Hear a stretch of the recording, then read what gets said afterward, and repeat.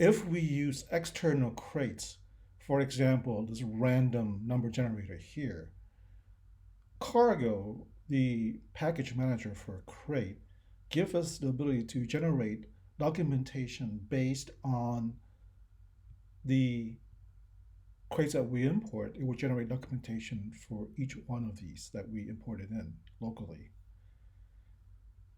I'm going to show you how to generate that.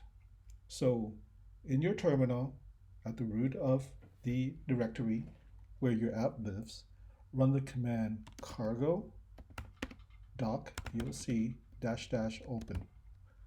And that will build a documentation for you, and then it's going to open a browser tab for you, or a browser window. You don't have a browser currently open.